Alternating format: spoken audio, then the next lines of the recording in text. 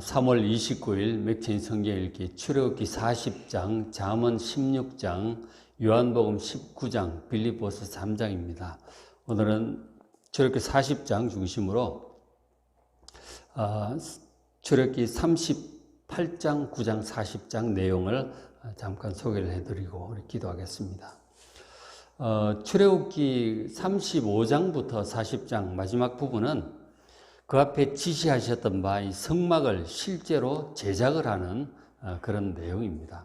그래서 이 앞 시간에 이제 35, 6, 7장은 이제 그때 보여드렸는데, 저렇게 35장을 보시면 성막 제작을 준비하는 내용이 나오죠. 이제 필요한 물질들을 금이나 은이나 실이나 이런 것들을 이제 받았죠. 백성들에게 받았고, 그리고 책임자도 세우고 그렇게 했었어요.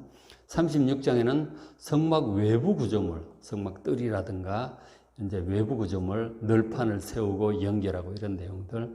37장은 그 성소 내부에 있는 그 법궤라든가 분향단, 진설병상 이런 것들을 실제로 각각을 이제 만들었죠. 그리고 오늘 이제 38장부터 40장 보는데, 38장에 보시면 이제 그 바깥에 있는 성막 뜰에 있는 이제 기물들을 만들 때 번제단을 제작을 하고, 그다음 물두멍을 제작을 해요. 물두멍은 노수로 된 큰 물을 담는 것이죠. 그다음 성막 바깥에 뜰이 있죠. 울타리를 만드는 그런 내용이 38장에 있습니다. 1절부터 7절까지가 번제단, 물두멍, 성막 울타리 이렇게 되어 있어요. 그래서 38장 1절부터 7절이 번제단인데, 앞에 그림을 보시면 번제단이 저기에 이제 번제 희생을 태우는 곳이죠. 그러니까 속죄제물, 화목제물을 저기에 태우는 거예요. 태워서 하나님께 올려드리는데, 크기가 이제 대략 나와 있죠. 그죠? 가로, 세로가 5규빗씩, 이제 2.5m니까 상당히 크죠. 2.5m, 2.5m. 높이가 3규빗이니까 대략 1.5m 이렇게 되어 있습니다. 지금 이제 옆에를 이제 조각목, 나무죠. 아카시아 나무로 해서 노스로 입힙니다. 노스로 입혀가지고 저렇게 해서 가운데는 석쇠 같은 이제 그물이 있죠. 저기에다 이제 번제 희생 기름을 올려서 태우는 것이죠. 그러니까 저것을 이제 제작을 했고, 그 다음에 8절에 물두멍을 이제 만들었습니다. 물두멍은 제사장들의 손발을 씻는 곳이에요. 물을 많이 넣어서 역시 이제 노스로 저렇게 물두멍을 만들었습니다. 38장 8절. 그 다음 38장 9절부터 뒷부분은 성막 울타리를 만들었어요. 울타리를 만드는데, 이 앞에 보시면 이 가운데 이제 번제단이 있잖아요. 저기다가 이제 희생제물을 태우는 거죠. 밑에 불 피우고 태우고, 이 뒤에 있는 물두멍이 여기 있어요. 물두멍에서 손을 이제 제사장들을 씻고, 그리고 안쪽으로 들어가면, 이 휘장을 열고 들어가면 이제 성소 안에 이제 진설병상, 분향단, 등잔대 이제 그런 것들이 들어가 있죠. 그리고 이제 3분의 2쯤이 성소고, 뒤에 3분의 1이 이제 지성소예요. 휘장을 또 열고 들어가면 그 안에 이제 법궤가 있죠. 법궤가 있습니다. 그리고 이제 여기 위에를, 성소 지성소 위를 이제 사중 덮개로 이렇게 해놨죠. 앞에 그룹, 무슨 붉은 물들인 수양 가죽, 바깥이 해달의 가죽으로 비도 맞고 먼지도 맞고 이제 그렇게 해달 가죽으로 했어요. 그리고 이제 마지막에 성막 울타리라고 하는 것은 이 바깥을 얘기하는 것이죠. 바깥. 기둥도 세우고 세마포 휘장을 쭉 해가지고 동서남북으로 울타리를 만들고, 입구에는 이렇게 휘장으로 넓지막한 이제 휘장을 이렇게 해놨어요. 저게 이제 성막인 것이죠. 성막 울타리를 이렇게 만들었어요. 그러니까 38장에는 여기 번제단, 물두멍, 울타리를 만드는 내용이 저렇게 38장에 나와 있습니다. 실제로 이제 그렇게 만든 것이죠. 그리고 이제 38장 뒷부분에, 끝부분에 이제 38장 21절부터 31절 끝부분에 성막제 전체를 만드는데 들었던 재료들이 있죠. 백성들에게 헌금을 받아서 했던 금도 받고, 은도 받고, 놋도 받고, 실도 받고 그렇게 했잖아요. 보석들도 받고 그렇게 했는데, 그건 이제 만드는데, 들었던 재료들이 나와요. 38장 21절부터 끝까지 성막 재료들이 나오는데 38장 24절 보시면 성막 건축 비용으로 들인 금, 이 금은 성소의 세겔로 29달란트와 730세겔이에요. 29달란트 730세겔. 그리고 25절에 계수된 회중이 드린 은, 실버, 이 은은 성소의 세겔로 100달란트 1775세겔이에요. 저게 이제 얼마나 되는지 제가 좀 계산을 어제 해봤어요. 돈으로 얼마나 되는지 설명을 한번 드릴 테니까 한번 보십시오. 그러니까 저 성막이 얼마나 돈이 많이 들어갔는지 여러분 한번 보시기로. 먼저 이제 금인데, 금은 성소의 세겔로 29달란트 730세겔이에요.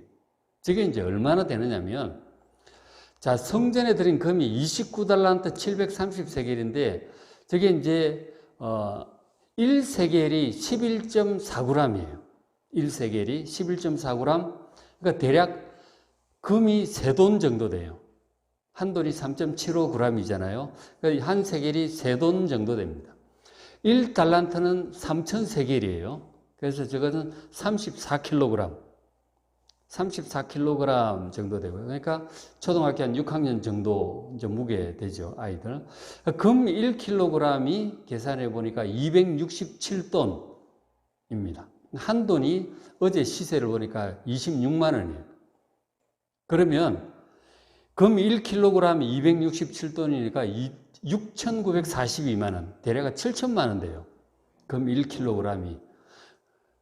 근데 성전금이 29달란트 730세겔이면 1000kg이 들어갔어요, 금이. 금이 어디에 들어갔냐면, 그러니까 금 1000kg 총 694억 원. 700억 어제 시세입니다. 그러니까 성전 만드는 데 들어간 금이 700억 원이 들어간 거예요. 그 성전 지성소, 성소 지성소 널판을 기둥을 세우고 순금으로 입히잖아요. 성소 지성소 그 기둥 한 금들, 뭐 여기저기 만든 그 금향단, 그다음 진설병상, 등잔대 다 금으로 만들었잖아요. 법궤 위에 그 그룹 천사들도 그렇고 전부 들어간 금이 1000kg 700억 원이 들어갔어요. 어마어마하죠. 성소가. 그 다음에 이제 성전 은이 이제 얼마나 들어갔느냐면, 은의 시세는 금보다 한 74분의 1 정도 되더라고요.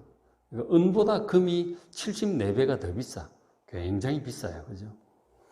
그래서 이제 성전에 들어간 은이, 은을 이제 얼마나 받았느냐면, 금은 이제 다 헌물로 이제 받은 거고, 은 같은 경우는 의무적으로 이제 징수를 하는데, 성전세라고 하는 것을 받습니다.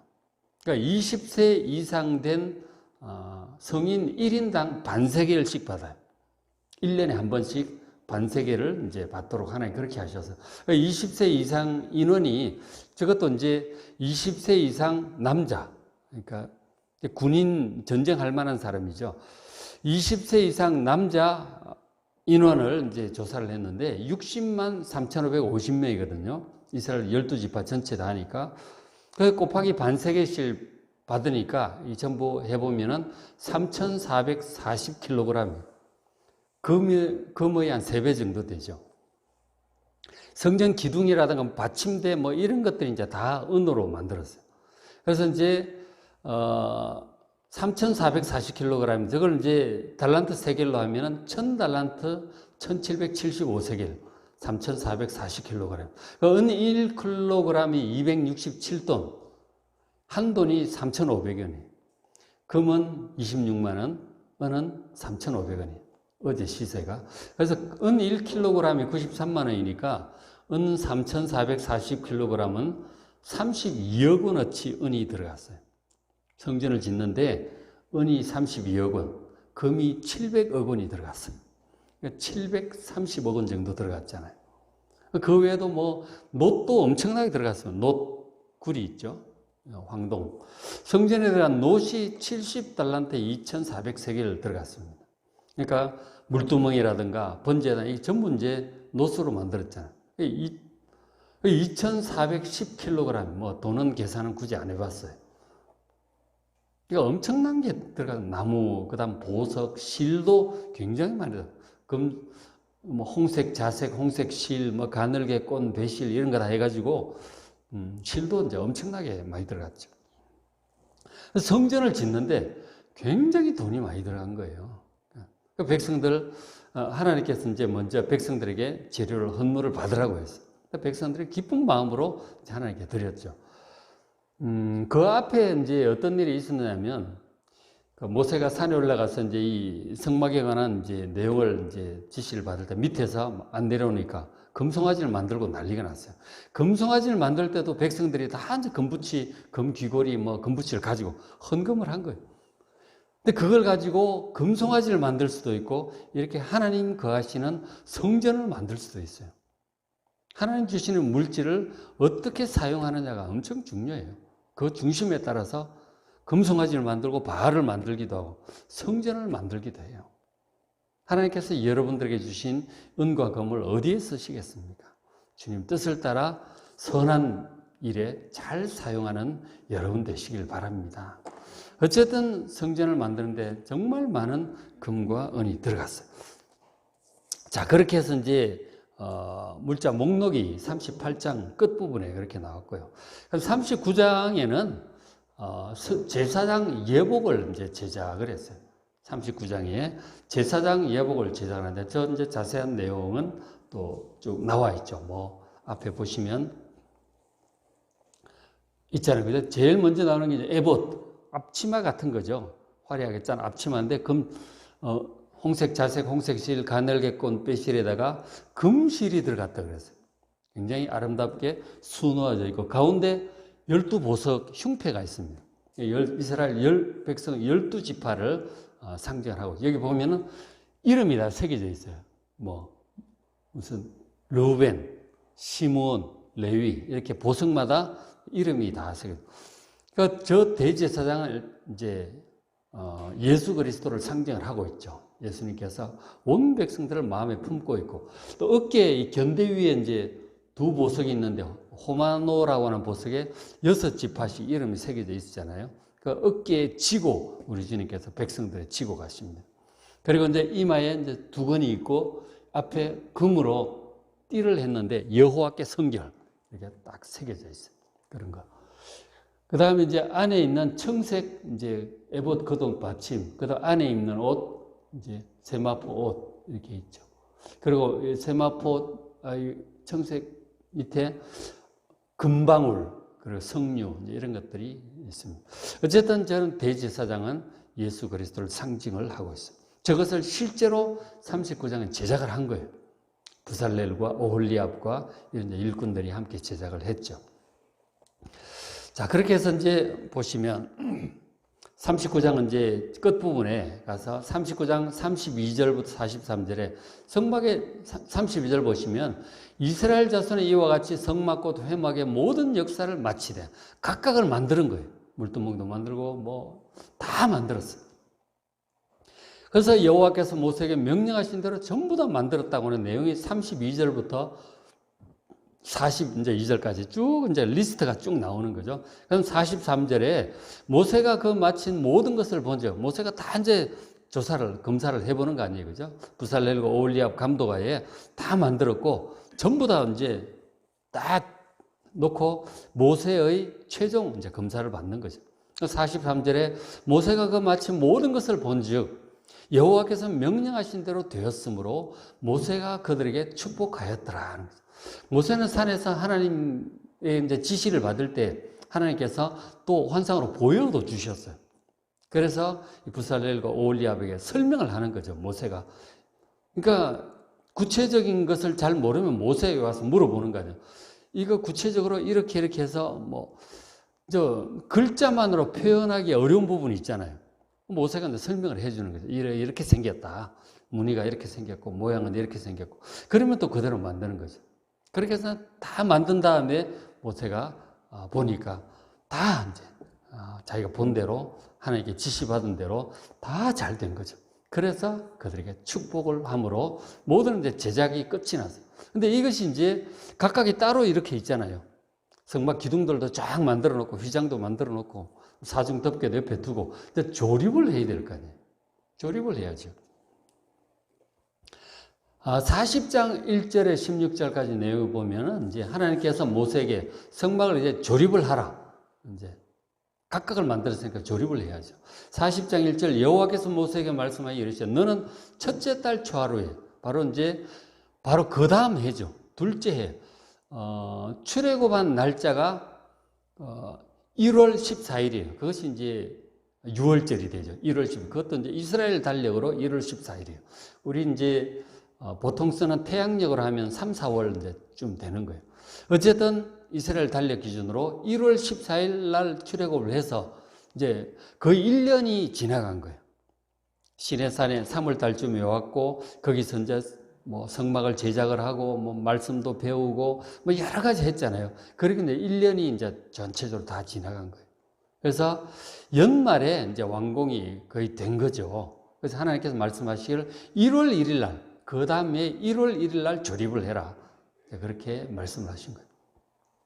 너는 첫째 달 초하루에 성막과 회막을 세우고 3절 또 증거궤를 들여놓고 법궤부터 먼저 들여놓고 또 휘장으로 그 궤를 가리고 지성소 입구를 가리고 그 다음에 또 진설병 상이죠. 성소 안에 들여놓고 그 위에 물품을 진설하고 또 등잔대를 들여놓으라. 불도 켜고 뭐 이렇게 해서 쭉 조립하는 순서를 가르쳐 주셨어요. 그래서 쭉 해서 1절부터 16절까지 뭐 마당에는 또 이제 물두멍도 놓고 번제단도 놓고 그 밖에 이제 기둥 세우고 휘장 치고 다 완성을 하라고 모세에게 지시하신 내용이 40장 1절부터 16절입니다. 자, 그렇게 하셨고, 그 다음에 이제 뒷부분 17절부터, 40장 17절부터 뒷부분은 성막을 실제로 조립을 하는 거죠. 그 앞부분은 지시받는 내용이고, 그래서 리스트들이 몇 번이고 반복이 돼요. 40장 17절에 둘째 해, 첫째 달 그달 초하루, 2년 1월 1일입니다. 하나님께서 날짜를 굉장히 중요시 하시는데 의미가 있죠. 1월 1일 날 하나님께서 성막을 지시한 대로 그날 다 조립을 하루에 다 하는 거예요. 조립은 하루에 할 수 있죠. 그죠? 만드는 거는 몇 달이 걸렸지만 조립은 하루에 할 수 있습니다. 자, 18절 모세가 성막을 세우되 뭐 직접 한 건 아니죠. 기술자들 시키는 거죠. 18절 모세가 성막을 세우되 그 받침들을 놓게 하고 은받침들을 놓고 그 위에 널판들 이제 지성소 성소고 기둥들이죠. 조각목에다가 순금을 입힌 거 아니에요. 다 세우고 띠를 이제 4중 5중으로 연결합니다.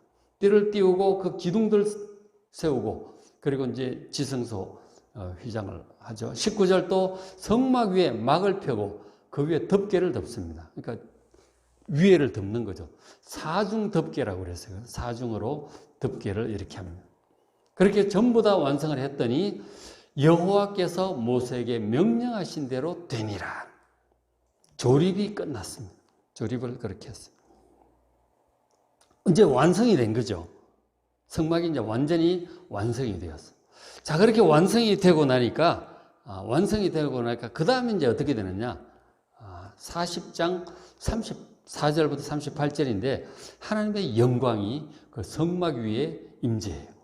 40장 34절에 구름이 회막 위에 딱 완성을 하니까 구름이 쫙 오더니 성막 위를 덮어버립니다. 바로 하나님의 영광이 임재한 거죠. 구름이 회막에 덮이고 여호와의 영광이 성막에 충만함에 모세가 회막에 들어갈 수 없어요. 하나님의 영광과 구름으로 가득하게 채워집니다. 이는 구름이 회막 위에 덮이고 여호와의 영광이 성막에 충만하게 임재했다고 모두들 이 전율을 느끼게 되죠.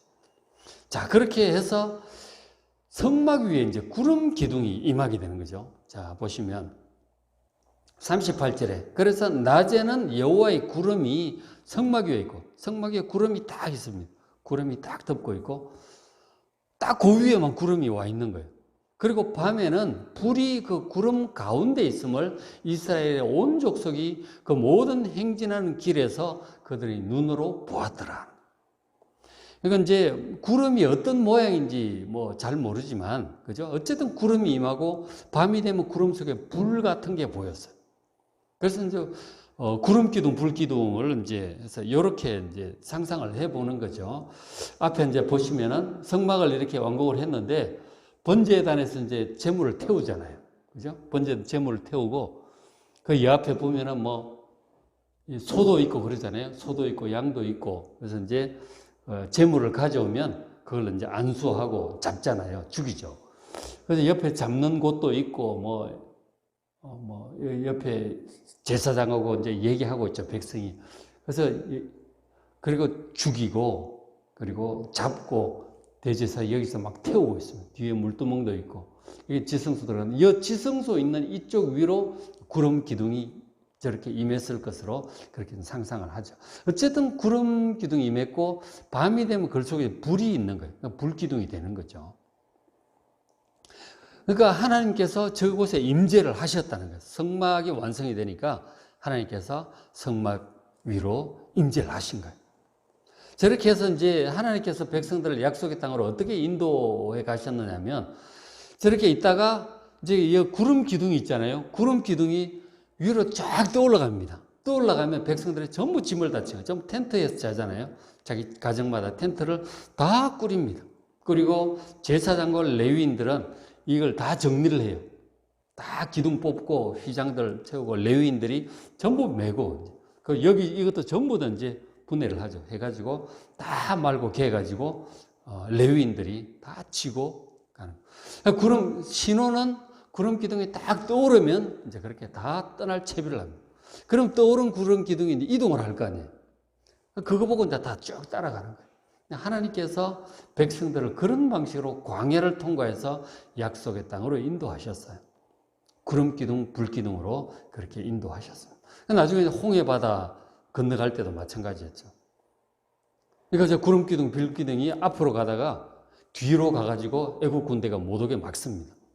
막고 그리고 밤새 바람이 불어서 홍해 바다 갈라지고 그리고 백성들은 바다를 건너가잖아요. 그리고는 다 건너가니까 구름기둥, 불기둥이 저쪽으로 옮겨가는 거죠. 애국 군대가 쫓아오다가 물에 다 빠져 죽죠. 어쨌든 구름기둥, 불기둥으로 하나님께서 백성들을 광야를 통과해서 약속의 땅으로 인도하셨다. 백성들이 길을 모르니까 하나님께서 인도하시는 거죠.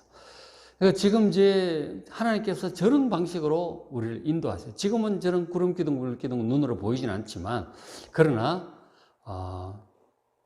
하나님께서 우리를 인도하실 때 징조를 따라 인도를 하세요. 그래서 여러분 이제 늘 영적으로 끼어서 기도하고 그렇게 하면 징조들을 볼 수가 있어요. 생활 속에 일어나는 변화들이 있잖아요. 그죠? 그런 징조를 따라서 늘 깨어있는 마음으로 기도하면 하나님께서 어떻게 하라고 하시는구나. 뭐 직장이 바뀐다든지 이사를 한다든지 뭐 상황이 바뀌잖아요. 그럴 때는 하나님께서 징조를 따라 인도를 하세요. 늘 기도하면서 그 징조를 따라 잘 따라가는 여러분 되시길 바랍니다.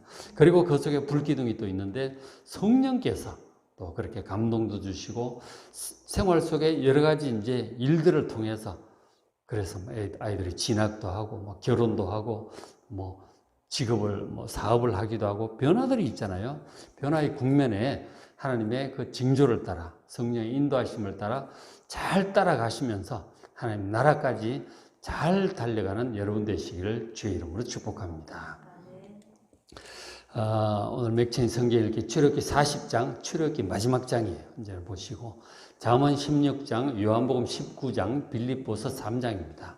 그래서 말씀을 잘 직접 읽으시고 또 노트에도 적어보시고 기도하시길 바랍니다.